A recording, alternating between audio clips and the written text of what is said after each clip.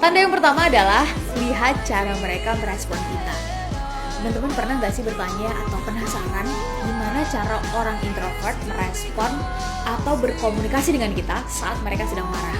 Setelah melakukan riset kecil-kecilan, akhirnya Sally dan tim sampai pada suatu kesimpulan, yaitu orang yang introvert kalau sedang marah cenderung menghindari kita. Mungkin karena merasa kurang nyaman kalau harus menunjukkan kemarahannya di depan kita, sehingga menghindar menjadi coping mechanism atau cara mereka untuk keluar dari masalah. Teman-teman, menghindar juga bisa kita artikan dalam bentuk online ya. Misalnya kalau kita teks atau kita hubungi mereka, kita kontak mereka, mereka nggak akan langsung membalasnya. Butuh waktu bagi para introvert untuk mau dan bisa bicara lagi dengan kita. Terlebih jika memang tindakan atau perkataan kita membuat mereka marah. Dan kondisi ini bisa berlaku dalam konteks apapun. Boleh jadi keluarga, pertemanan, hubungan bisnis, percintaan, dan seterusnya.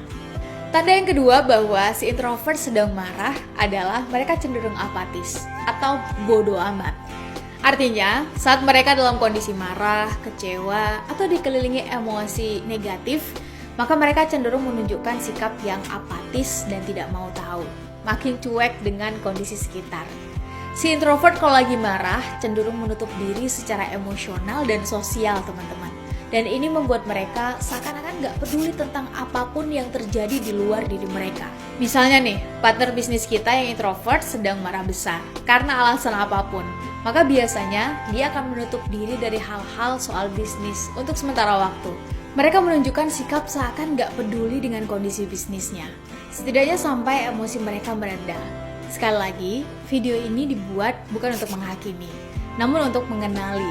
Karena tentu bagi orang introvert, ini jadi salah satu cara menyalurkan coping mechanism, mengelola, bahkan bisa jadi meredam rasa amarahnya tadi. Tanda yang ketiga adalah love the private place.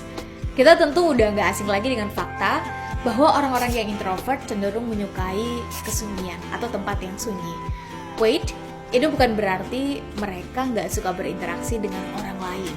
Namun bagi mereka, kesunyian sangat dibutuhkan, bahkan bisa mengembalikan energinya.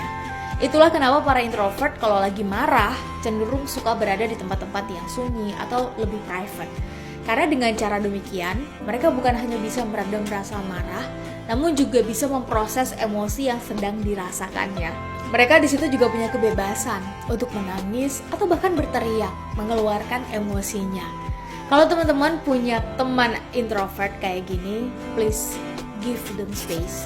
Let them take their time till they're ready. Kasih mereka waktu, berikan ruang untuk mereka sampai mereka siap. Tanda yang keempat adalah the way they project their anger. Kalau ada teman kita nih yang introvert sedang marah, maka coba cek apa yang dilakukannya. Mereka nggak akan marah-marah secara verbal, bertindak kasar, atau memaki secara langsung kepada orang yang bersangkutan. Melainkan mereka cenderung meluapkan emosinya melalui objek lain, terutama benda mati. Penelitian pun menunjukkan bahwa orang introvert di abad 20 dan 21 lebih punya kecenderungan untuk meluapkannya melalui teknologi. Lebih-lebih, sekarang kita hidup di era digital. Yap, mereka bisa menulis sesuatu di gadget mereka, mengunggah foto, caption-caption tertentu, video yang memproyeksikan perasaan mereka, dan sejenisnya. Well, di satu sisi cara marah seperti ini memang baik, karena mengurangi potensi bertengkar dengan orang lain. Namun di sisi lain, emosinya bisa jadi nggak 100% tersalurkan. Dan bisa jadi masih ada nih sisa-sisa emosi atau rasa marah yang terpendam, yang suatu saat bisa meledak dalam bentuk yang lebih destruktif. Tanda yang kelima bahwa introvert sedang tidak baik-baik saja adalah work as an escape. Ciri yang kelima bahwa si introvert lagi marah adalah mereka cenderung menggunakan pekerjaan atau kesibukannya sebagai pelarian.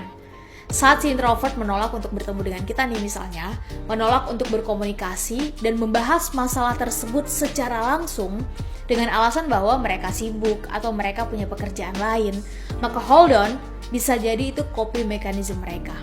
Alasannya adalah karena sibuk bekerja atau ada aktivitas lain yang gak bisa ditinggalin. Padahal sebenarnya ini adalah cara mereka menghindari kita yang mungkin benar-benar membuat mereka kesal atau membuat mereka marah atau membuat mereka sedih.